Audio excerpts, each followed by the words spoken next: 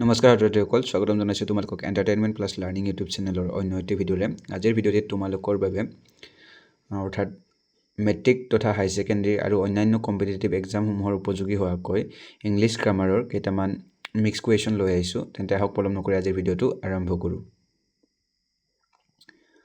প্ৰথমটো কুৱেশ্যন হৈছে choose the antonym of ট্ৰেংকুইল, অৰ্থাৎ এণ্টনিম ট্ৰেংকুইল শব্দটোৰ এণ্টনিম মানে হৈছে বিপৰীত শব্দটো বাছি উলিয়াব লাগে তলত দিয়া অপশ্যনসমূহৰ পৰা। প্ৰথম ইয়াতে ট্ৰেংকুইল শব্দটো দিছে। ট্ৰেংকুইল মানে হৈছে তোমালোকৰ শান্তৰ বিপৰীতটো আমাক লাগে। অ'কে, প্ৰথমটো হৈছে কাম মানেও জানো আমি যে শান্তশিষ্ট মৌন। বিটো হৈছে নইচি মানে গণ্ডগোল। চিটো হৈছে পিচফুল মানে হৈছে শান্ত। টিটো হৈছে হাৰমনিয়াছ মানে সমন্বয়পূৰ্ণ। গতিকে শান্তৰ বিপৰীত কি হ'ব? গণ্ডগোল নইজি। গতিকে ইয়াতে কাৰেক্ট এনচাৰটো হ'ব অপশ্যন বি, নইজি। Next question he was tired because he had been working dash morning, অৰ্থাৎ সি ভাগৰি পৰিছে কাৰণ সি ৰাতিপুৱাৰে পৰা কাম কৰি আছে। ইয়াতে কাৰেক্ট এনচাৰটো হ'ব তোমালোকৰ চিন্স কিয় হৈছে তোমালোকৰ যেতিয়া কোনো এটা কামৰ ষ্টাৰ্টিং পইণ্টটো দিয়া থাকে, ষ্টাৰ্টিং পইণ্টৰ পৰা কাম চলি থকাটো দিয়া থাকে, তেতিয়া আমি চিন্স ব্যৱহাৰ কৰোঁ। কিন্তু যেতিয়া এটা টাইম ডিউৰেশ্যন দিয়া থাকে যে তেওঁ 9টা বজালৈ কাম কৰিছে, 10টা বজালৈ কাম কৰিছে, টু 10 AM, তো তেতিয়া তেনেকুৱা হ'লে তোমালোকৰ ফ্ৰম ব্যৱহাৰ হয়। কিন্তু যিহেতু এটা ইয়াতে কি দিয়া আছে তোমালোকৰ ষ্টাৰ্টিং পইণ্টটো দিয়া আছে যে ৰাতিপুৱাৰ পৰা সি কাম কৰি থকাৰ কাৰণে সিয়াৰ কি লাগিছে? ভাগৰ লাগিছে। হি was tired because he had been working since morning. গতিকে সেইকাৰণে ইয়াতে কি হ'ব? চিন্স। অপশ্যন চিটো হ'ব ইয়াতে correct answer. Next question number 3, they have completed the project change the voice change কৰিব দিছে। তোমালোকৰ they have completed the project, ইয়াতে যদি চাব যাওঁ ইয়াতে অবজেক্টটো হৈছে তোমালোকৰ দি প্ৰজেক্ট। গতিকে প্ৰজেক্টটো তোমালোকৰ আগত আহিব। দি প্ৰজেক্ট তোমালোকৰ প্ৰজেক্ট গোটেইকেইটাতে আছে।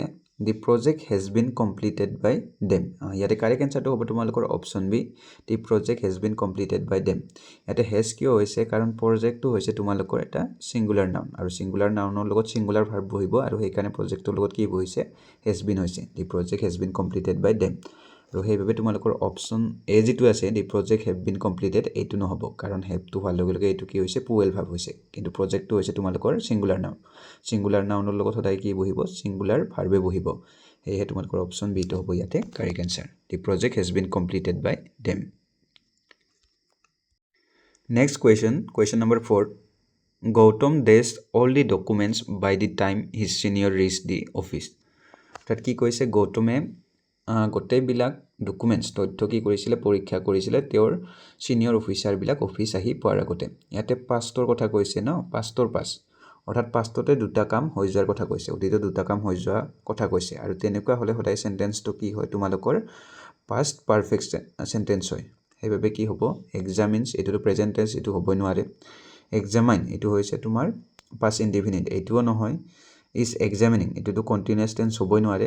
এইটো পাষ্টতে দুটা ঘটনা হৈ যোৱাৰ কথা উল্লেখ কৰিছে। সেইবাবে ইয়াতে কি হ'ব? Past perfect, had examine.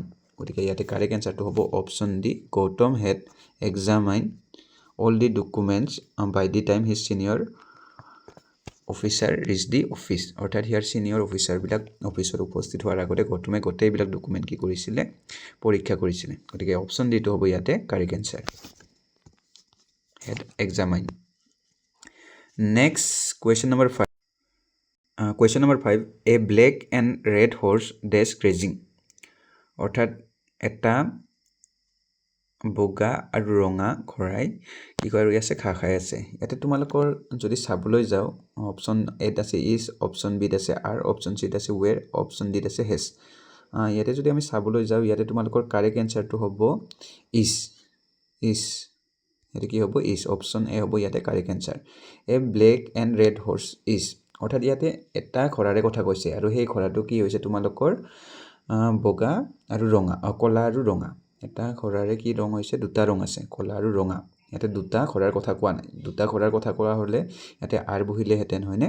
যিহেতু তোমালোকৰ এটাই কি আছে? ইয়াতে আৰ্টিকল ব্যৱহাৰ হৈছে, এটাই আৰ্টিকল ব্যৱহাৰ কৰা হৈছে, সেইটো হৈছে এ। অৰ্থাৎ এটা ঘোঁৰাৰে কথা কোৱা হৈছে যিটো নেকি ক'লা আৰু ৰঙা। সেইবাবে ইয়াতে ছিংগুলাৰ নাউনৰ লগত কি বহিছে সিঙ্গুলাৰ ভাৰ্বটো বহিছে ইজটো বহিছে ঠিক আছে a black and red shirt is grazing ঠিক আছে গতিকে কাৰেক্ট এনসাৰটো হ'ব option A next question number 6 he said to the mechanic will you have the car ready by tomorrow morning এটো নেৰেশ্যন কৰিব দিছে তোমালোকৰ ডাইৰেক্ট কৰ পৰা ইনডাইৰেক্ট নেৰেশ্যন কৰিব দিছে যেহেতু এই নেৰেশ্যনটো তোমালোকৰ ডাইৰেক্ট স্পীচত কি কৰিছে কুৱেশ্যন সুধিছে আমি যদি চাবলৈ যাওঁ ইয়াতে কি কৰিছে তোমালোকৰ কুৱেশ্যন সুধিছে কুৱেশ্যন সুধিলে কি হয় he said to the mechanic question সুধিলে সদায় তোমালোকৰ এই সেড টু তো তোমালোকৰ আক্সলৈ পৰিৱৰ্তন হয় গতিকে এইটো আক্সলৈ পৰিৱৰ্তন হ'ব এটা আক্স থকা অপচন কেইটা আছে প্ৰথমটো আছে দ্বিতীয়টোত নাই গতিকে দ্বিতীয়টো কাটা গ'ল গতিকে দ্বিতীয়টো হ'বই নোৱাৰে অপচন বি হ'ব নোৱাৰে তৃতীয়টো আক্স আছে তৃতীয়টো হ'ব পাৰে সিটো হ'ব পাৰে দ্বিতীয় যদি চাওঁ দ্বিতীয় হ'ব নোৱাৰে যেহেতু সেডে আছে তাৰপিছত আকৌ এটা বস্তু আমি চাব পাৰোঁ কি দিছে টুমৰো মৰ্নিং হ'লে কি হ'ব তোমালোকৰ নেক্সট মৰ্নিং কোনটোত আছে অপচন এটোত আছে অপচন সিটোত আছে আমি এবাৰ চাই লওঁ অপচন সিটোত আছে প্ৰিভিয়াছ মৰ্নিং গতিকে এইটো হ'বই নোৱাৰে গতিকে তোমালোকৰ অপচন এটো হ'ব ইয়াতে তোমালোকৰ কাৰেক্ট এনসাৰ ঠিক হ'ব তোমালোকৰ অপচন এটো হ'ব correct answer he asked the mechanic if would have the car if he would have the car ready by the next morning ইয়াতে হি এটা শব্দটো লাগিছিল he would have the car ready by the next morning ইয়াতে will তো তোমালোকৰ would লৈ change হ'ব আৰু যেহেতু প্ৰশ্ন কৰিছে asked হ'ব আৰু tomorrow তো তোমালোকৰ next morning হ'ব গতিকে এনসাৰটো হ'ব তোমালোকৰ option A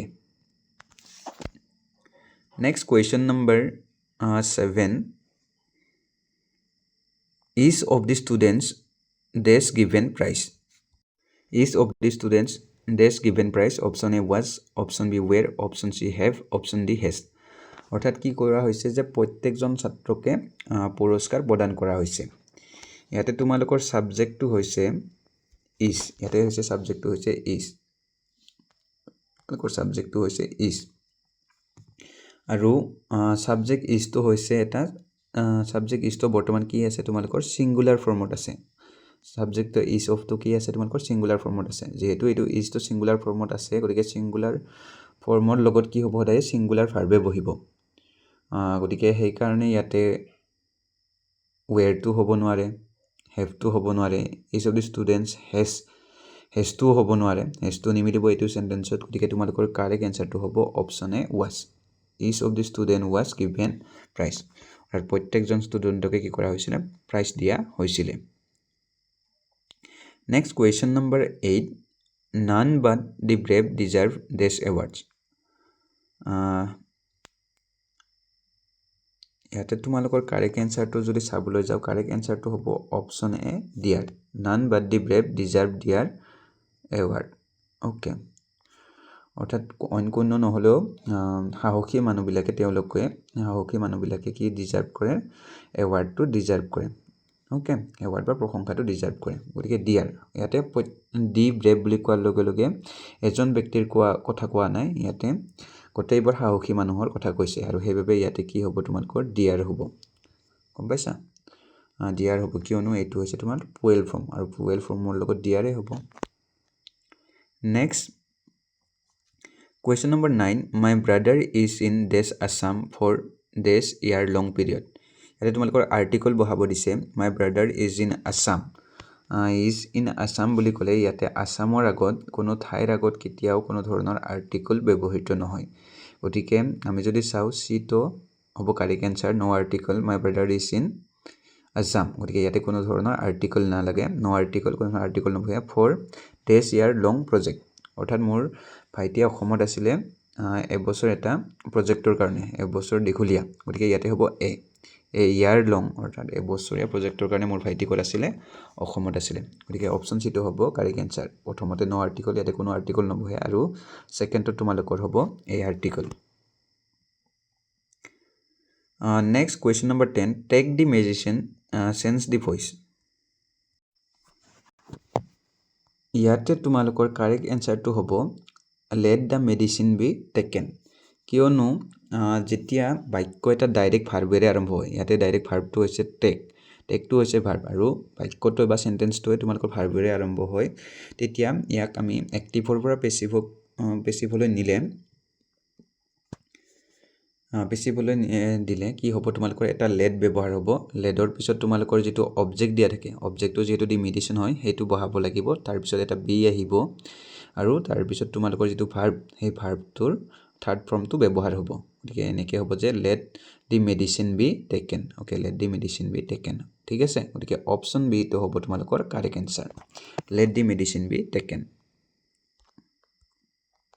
next question number 11 something burning now ইয়াতে কাৰেক্ট এনচাৰটো হ'ব option B I smell something burning now আচ্ছা মই কিবা এটা জ্বলা জ্বলা গন্ধ পাইছোঁ এই স্মেল শব্দটোৰ লগত কেতিয়াও ING ব্যৱহাৰ নহয় ঠিক আছে কণ্টিনিউয়াছ টেন্সত আৰু সেইবাবে ইয়াতে স্মেলটো হ'ব কাৰেক্ট এনচাৰ ঠিক আছে ইয়াতে স্মেলটো নহয় হেভ বিন স্মেলিঙো নহয় হেভ স্মেলটো নহয় find the correctly punctuated sentence correctly punctuated চেণ্টেন্সটো উলিয়াব দিছে আৰু কাৰেক্ট এনচাৰটো হ'ব তোমালোকৰ option B my mother said be careful কাৰণ ছেডৰ পিছত এটা কমা লাগে তাৰপিছত যিখিনি কথা ক'ব সেইখিনি তোমালোকৰ ঊৰ্ধ্বকমাৰ ভিতৰত থাকিব লাগিব ইয়াতে আছে খুব ধুনীয়াকৈ গতিকে অপশ্যন বিটো হ'ব ইয়াতে correct answer next question number 13 he is honest dash এই কুৱেশ্যনটোক বহুতেই ভুল কৰিবা ইয়াতে কাৰেক্ট এনচাৰটো হ'ব তোমালোকৰ নো আৰ্টিকল হি ইজ অনেষ্ট ইয়াতে কোনো ধৰণৰ আৰ্টিকল নবহে এও নবহে এনো নবহে দা নবহে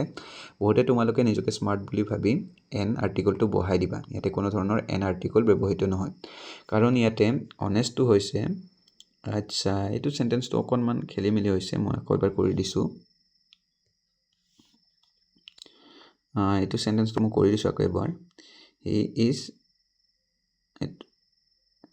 ডেছ অনেষ্ট ঠিক আছে হি ইজ ডেছ অনেষ্ট ইয়াতে খালী ঠাইত কি হ'ব এইটো তোমালোকে ফিল আপ কৰিব লাগে ইয়াতে বহুতে তোমালোকে এন আৰ্টিকলটো বহাবা খালী ঠাইত কিন্তু ইয়াতে কোনো ধৰণৰ এন আৰ্টিকল ব্যৱহৃত নহয় ইয়াতে কোনো আৰ্টিকলে নালাগে কিয়নো আৰ্টিকল সদায় কি বহে তোমালোকৰ নাউনৰ আগত ব্যৱহৃত হয় কিন্তু ইয়াতে অনেষ্টটো হৈছে এটা কি এডজেক্টিভ অনেষ্টটো হৈছে এডজেক্টিভটোৰ আগত কেতিয়াও আৰ্টিকল ব্যৱহৃত নহয় যদিহে ইয়াতে অনেষ্ট বয় থাকিলেহেঁতেন তেতিয়াহ'লে আমি ইয়াতে এন বহালোহেঁতেন যিহেতু ইয়াতে বয় মেন কোনো ধৰণৰ উল্লেখ কৰা নাই সেইবাবে আমি ইয়াতে কোনো ধৰণৰ আৰ্টিকল ব্যৱহাৰ নকৰোঁ গতিকে ইয়াতে কাৰেক্ট এনচাৰটো হ'ব হি ইজ অনেষ্টে হৈ থাকিব ইয়াতে কোনো ধৰণৰ আৰ্টিকল নবহে কাৰেক্ট এনচাৰটো হ'ব option D no article Next question number 14. The teacher was angry dash as option A on option B over option C at option D with.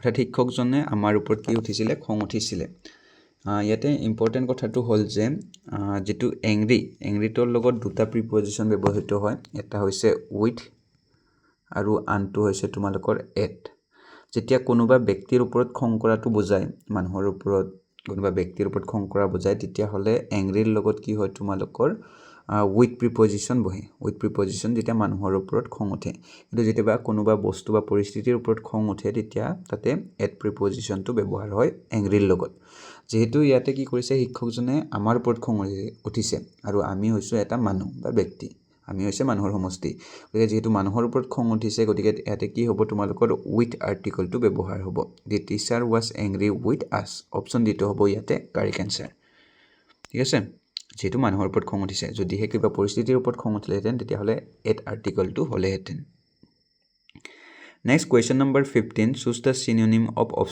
অবষ্টিনেট মানে হৈছে তোমালোকৰ জেডি অবষ্টিনেট মানে হৈছে জেডি ইয়াতে জেডিৰ কি লাগিব আমাক সমাৰ্থক শব্দ ফ্লেক্সিবল মানেতো তোমালোকৰ জেডি নহয় ফ্লেক্সিবল মানে হৈছে নমনীয় জেণ্টেল মানে হৈছে ভদ্ৰ উইক মানে হৈছে দুৰ্বল আৰু বাকী থাকিল ষ্টাবৰ্ণ মানে হৈছে আকৰগছ বা জেডি গতিকে অপশ্যন এটো হ'ব ইয়াতে কাৰেক্ট এনচাৰ আজিলৈ ইমানে ধন্যবাদ